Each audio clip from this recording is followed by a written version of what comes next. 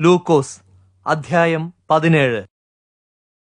യേശു തന്റെ ശിഷ്യന്മാരോട് പറഞ്ഞു, ഇടർച്ചയ്ക്കുള്ള സന്ദർഭങ്ങൾ വരാതിരിക്കയില്ല. എന്നാൽ ഇടർച്ചയുണ്ടാക്കുന്നവന് കഷ്ടം. ഈ ചെറിയവരിൽ ഒരുത്തന് ഇടർച്ചയുണ്ടാക്കുന്നതിനേക്കാൾ അവന് നല്ലത് അവന്റെ കഴുത്തിൽ തിരികല്ലുകെട്ടി അവനെ കടലിൽ തള്ളുന്നതാണ് അവന് ഏറെ നല്ലത്. ആകയാൽ സൂക്ഷിച്ചുകൊള്ളുവിൻ. നിന്റെ സഹോദരൻ പാപം ചെയ്താൽ അവനെ ശാസിക്കുക, അനുതപിക്കുന്നുവെങ്കിൽ അവനോട് ക്ഷമിക്കുക. അവൻ നിന്നോട് ഒരു ദിവസത്തിൽ 7 തവണ പാപം ചെയ്യുകയും 7 തവണയും മടങ്ങിവന്ന് ഞാൻ അനുതപിക്കുന്നു എന്ന് നിന്നോട് പറയുകയും ചെയ്യുന്ന പക്ഷം അവനോട് ക്ഷമിക്കുക. അപ്പോസ്തലന്മാർ കർത്താവിനോട്, ഞങ്ങളുടെ വിശ്വാസം വർദ്ധിപ്പിച്ചു തരണമേ എന്നു പറഞ്ഞു. അപ്പോൾ അദ്ദേഹം അവരോട് പറഞ്ഞു, നിങ്ങൾക്ക് കടുകുമണിയോളം വിശ്വാസമുണ്ടെങ്കിൽ ഈ കാട്ടത്തിയോട് വേരോടെ പിഴുത് കടലിൽ നട്ടുപോക എന്ന് നിങ്ങൾക്ക് പറയുവാൻ കഴിയും. അത് നിങ്ങളെ അനുസരിക്കുകയും ചെയ്യും. നിങ്ങളിൽ ഒരാൾക്ക് നിലമുഴുകയോ ആടിനെ മേയ്ക്കുകയോ ചെയ്യുന്ന ഒരു ദാസനുണ്ടെന്നിരിക്കട്ടെ. അവൻ വയലിൽ നിന്ന് വരുമ്പോൾ നീ വന്ന് ഭക്ഷണത്തിന് ഇരുന്നു കൊള്ളുക എന്ന് അവനോട് പറയുമോ? എനിക്ക് അത്താഴം തയ്യാറാക്കുക, അരകെട്ടി ഞാൻ തിന്നു കുടിച്ചു തീരുന്നതുവരെ എനിക്ക് ശുശ്രൂഷ ചെയ്യുക എന്നല്ലേ പറയുക? തന്നോട് കൽപ്പിച്ചത് ആ ദാസൻ ചെയ്തതുകൊണ്ട് അവൻ അവനോട് കൃതജ്ഞത പ്രകടിപ്പിക്കുമോ? അങ്ങനെ നിങ്ങളും നിങ്ങളോട് കൽപ്പിച്ചതെല്ലാം ചെയ്തതിനു ശേഷം ഞങ്ങൾ അയോഗ്യരായ ദാസരാകുന്നു, ഞങ്ങൾ ഞങ്ങളുടെ കർത്തവ്യം നിറവേറ്റിയതേയുള്ളൂ എന്ന് പറയുക. യേശു യെരുശലേമിലേക്ക് യാത്ര ചെയ്യുമ്പോൾ ശമര്യയുടെയും ഗലീലയുടെയും അതിരിലൂടെ സഞ്ചരിച്ചു.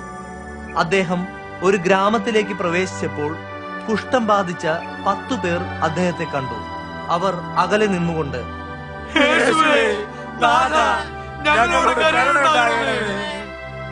എന്ന് ഉച്ചത്തിൽ വിളിച്ചു പറഞ്ഞു. അവരെ കണ്ടിട്ട് അദ്ദേഹം, നിങ്ങൾ പോയി പുരോഹിതന്മാർക്ക് നിങ്ങളെ തന്നെ കാണിക്കുക എന്ന് അവരോട് പറഞ്ഞു. അവർ പോകുമ്പോൾ തന്നെ ശുദ്ധരായി തീർന്നു. അവരിൽ ഒരാൾ തനിക്ക് സൗഖ്യം ലഭിച്ചിരിക്കുന്നുവെന്ന് കണ്ട് ഉച്ചത്തിൽ ദൈവത്തെ പുകഴ്ത്തിക്കൊണ്ട് മടങ്ങി വന്നു. അയാൾ യേശുവിന്റെ കാൽക്കൽ സാഷ്ടാംഗം വീണ് അദ്ദേഹത്തോട് നന്ദി പറഞ്ഞു. അയാൾ ശമര്യക്കാരൻ ആയിരുന്നു. 10 പേരും ശുദ്ധരായി തീർന്നില്ലേ? 9 പേർ എവിടെ? മടങ്ങി വന്ന് ദൈവത്തെ മഹത്വപ്പെടുത്തുവാൻ ഈ അന്യജാതിക്കാരനെ അല്ലാതെ ആരെയും കാണുന്നില്ലല്ലോ. യേശു പറഞ്ഞു. പിന്നെ അദ്ദേഹം അവനോട്, എഴുന്നേറ്റു പൊയ്ക്കൊള്ളുക, നിന്റെ വിശ്വാസം നിന്നെ സൗഖ്യമാക്കിയിരിക്കുന്നു എന്നു പറഞ്ഞു. ദൈവരാജ്യം എപ്പോഴാണ് വരുന്നതെന്ന് ഒരിക്കൽ പരീശന്മാർ ചോദിച്ചതിനുത്തരമായി യേശു പറഞ്ഞു, ദൈവരാജ്യം ദൃശ്യമായ അടയാളങ്ങളോടുകൂടെയല്ല വരുന്നത്. ദൈവരാജ്യം ഇതാ ഇവിടെയെന്നോ അതാ അവിടെയെന്നോ ആളുകൾ പറയുകയും ഇല്ല.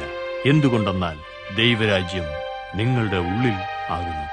അനന്തരം അദ്ദേഹം ശിഷ്യന്മാരോട് പറഞ്ഞു, മനുഷ്യപുത്രന്റെ ദിനങ്ങളിൽ ഒന്ന് കാണുവാൻ നിങ്ങൾ കൊതിക്കുന്ന കാലം വരും, കാണുകയില്ല താനും. മനുഷ്യർ നിങ്ങളോട് അതാ അദ്ദേഹം അവിടെ, അഥവാ ഇതാ അദ്ദേഹം ഇവിടെ എന്ന് പറയും. നിങ്ങൾ പോകരുത്, അവരെ അനുഗമിക്കുകയുമരുത്. മനുഷ്യപുത്രൻ തന്റെ ദിവസത്തിൽ ആകാശത്തിന്റെ ഒരറ്റം മുതൽ മറ്റേ അറ്റം വരെ ക്ഷണത്തിൽ ജ്വലിച്ച് എല്ലായിടവും പ്രകാശിതമാക്കുന്ന മിന്നൽ പോലെ ആയിരിക്കും.